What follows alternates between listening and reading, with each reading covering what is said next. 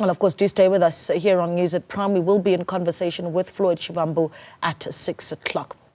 So residents living near disused mines in the Dr. Kenneth Kaunda district municipality in the northwest say they are living in fear. They claim that crime levels are high due to illegal mining activities. More than 1,000 illegal miners have so far resurfaced from abandoned shafts in Stilfontein and Orkney during joint operations by the police and the SANDF.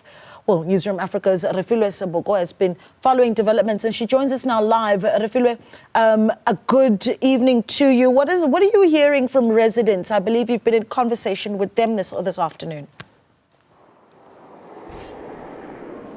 Indeed, Naledi, we were in conversation with some of the residents earlier on today who had indicated that they live in fear.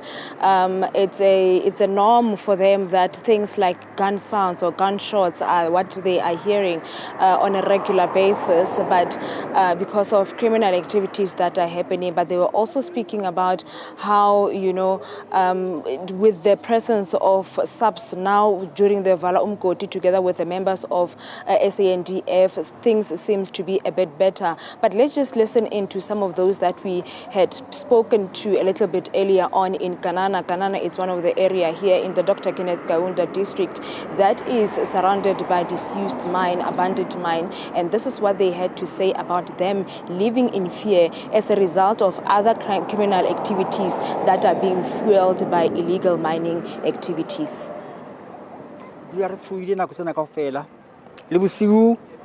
Robali. Right through. Since the correspondence Yeah, people are in fear, more especially in Kanana. In Kanana, we have got people killings, people shot in numbers. Just a person go into a tavern and shoot people, and we don't know who those people are. We cannot associate them with those illegal miners as such, but there are those kind of illegal activities that are taking place. The community of Kanana is definitely in fear. They are in fear to an extent that they are unable to talk about issues that are affecting them on a daily basis.